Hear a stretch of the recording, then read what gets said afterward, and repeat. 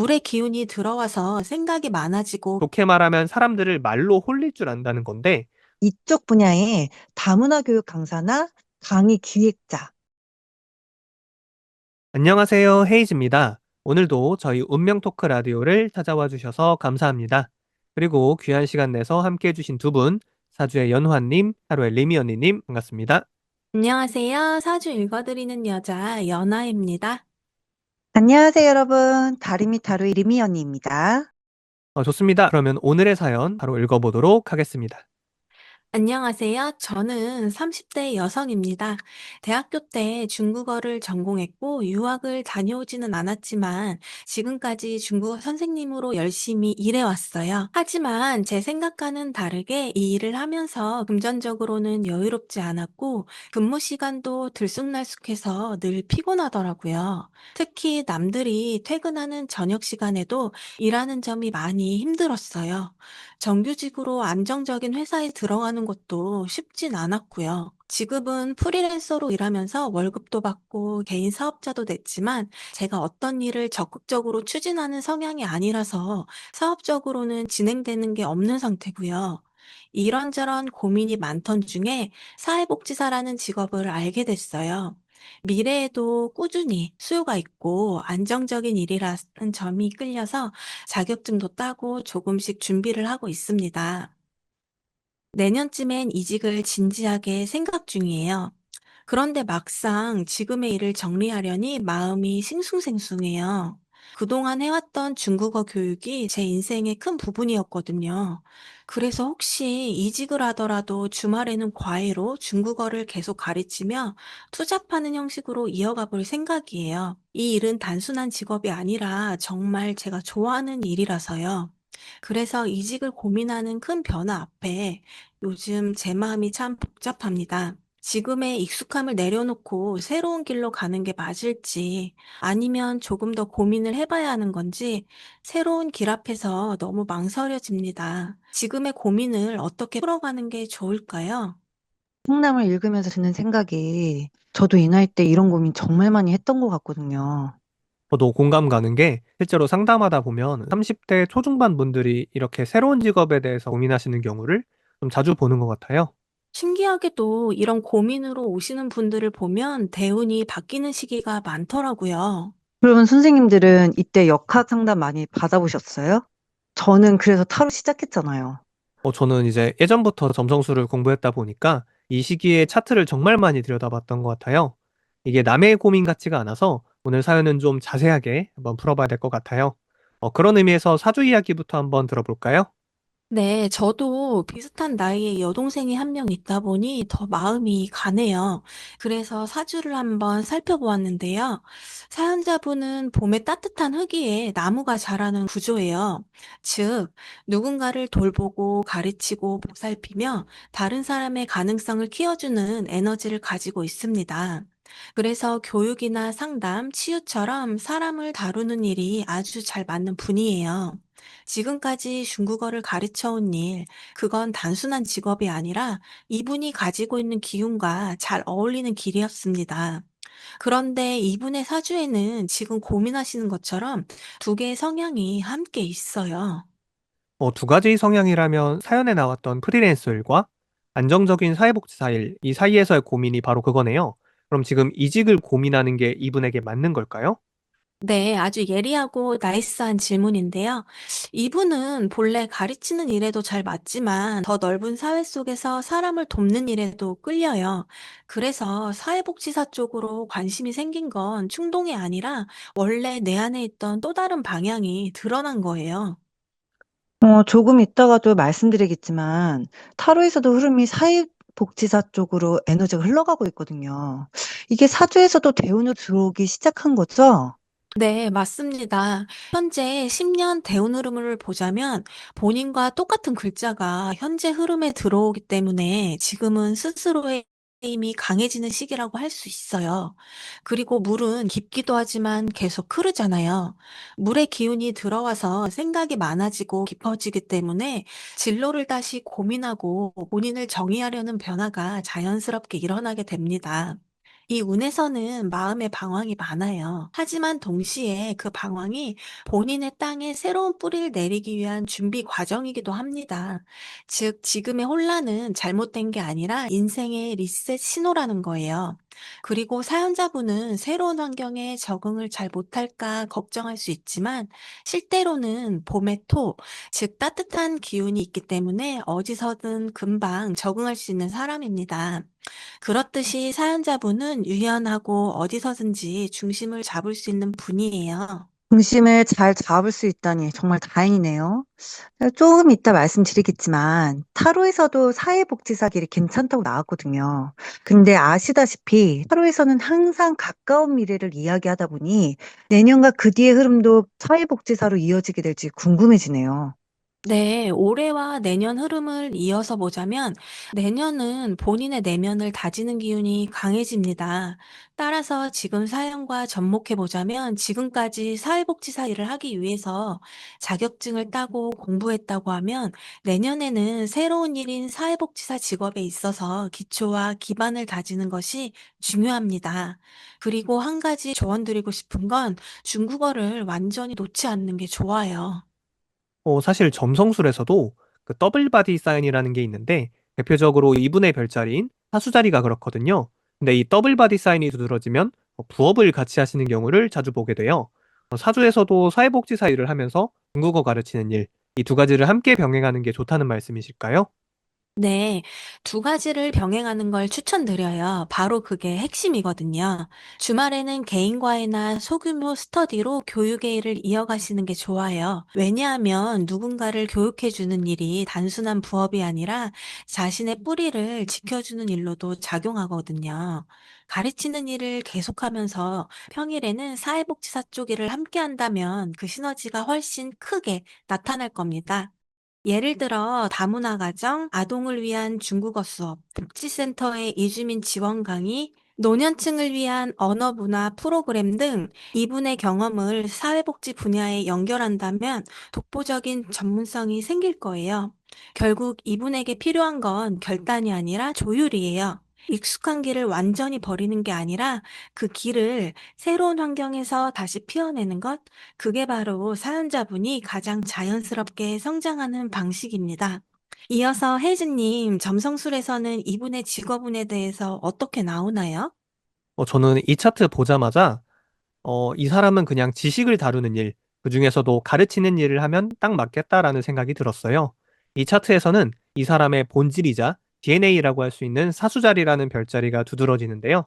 사수자리에는 다양한 의미가 있지만 그중에서 가장 대표적인 것이 교육이라는 뜻이거든요. 이 사수자리가 그리스 로마 신화에 나오는 켄타우로스랑 관련이 있는데 그 상체는 사람이고 하체는 말로 된 그 반인반마라고 하죠. 아마 한 번쯤은 들어보셨을 거예요. 타로도 로마 신화가 자주 등장하기 때문에 켄타로스는 많이 들어봤거든요. 근데 그 말 말고 다른 단어가 있나요? 꽤 어쩌고였던 것 같은데. 키드엠밖에 생각이 안 나네요. 어떡해. 사실 저도 이름이 기억이 안 나서 이번에 준비하면서 찾아봤는데 케이론이라는 이름을 갖고 있더라고요. 케이론이라는 이름을 가진 켄타우로스는 당시의 현자라고 불렸고 신들과 위대한 영웅들의 스승이 되었다고 전해져요. 그래서 그런지 사수자리가 두드러지는 분들은 교육의 특장점을 가지고 사수자리 본인 자체가 주변 사람들에게 뭔가를 가르쳐 주는 것을 되게 좋아하더라고요. 그런 의미에서 볼 때 되게 딱 맞는 직업이죠. 그것 말고도 수성과 목성이라는 지식을 의미하는 두 행성이 아주 강하게 작용하는 것도 이분이 중국어 강사 일을 하시게 된 아주 중요한 이유라고 생각합니다. 와, 진짜 소름인 게 제 주변에 사수자리 분이 있는데 진짜 막 뭐든지 알려주려고 하시더라고요. 맞습니다. 저도 사수자리가 두드러져서 그런지 20살 때부터 가르치는 일을 해왔으니까요. 다시 이분 차트로 돌아오자면 저는 이분이 강사 일이 너무 잘 맞다고 생각해요. 저렇게 수성, 목성이 강하게 엮이는 경우에 지식을 다루는 직업을 가지는 경우가 많고 기본적으로 똑똑하신 분들을 많이 보거든요. 지금 사회복지사라는 직업을 고민한다고 하셨는데 뭐 나쁘지는 않다고 생각해요.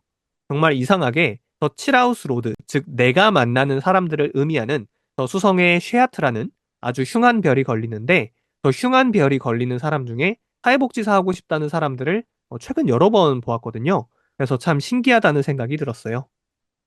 선생님, 근데 제가 알기로는 점성술이 7개 행성과 12개의 별자리로 구성이 되어 있는 걸로 알고 있는데, 거기서 말하는 별은 뭐예요? 아, 이건 제가 설명을 조금 더 드려야 될 것 같아요. 점성술은 7개의 행성이 있지만 이것 이외에도 항성이라는 것이 존재합니다. 이 항성은 특정 별자리의 특정 포인트에 위치하게 되는데 행성이 이 포인트에 같이 위치하게 되면 항성의 영향을 강하게 받아서 아주 특별한 이야기를 지니게 돼요. 와, 그렇구나. 그러면 아까 세아트라는 별이 흉한별이라고 하셨는데, 이게 사회복지사일과 어떻게 관련된지 너무 궁금하네요. 우선 저 쉐아트라는 별의 키워드가 바로 자신 스스로의 죽음 그리고 익사를 의미하거든요. 그렇다 보니 내가 만나는 사람들이 저런 키워드와 어느 정도는 연관될 수가 있다는 이야기예요. 그렇기 때문에 만약 사회복지사 일을 하시게 된다면 위에서 말씀드린 키워드와 연관되는 조금 흉한 일들을 일하시면서 많이 담당하게 될 수가 있어요.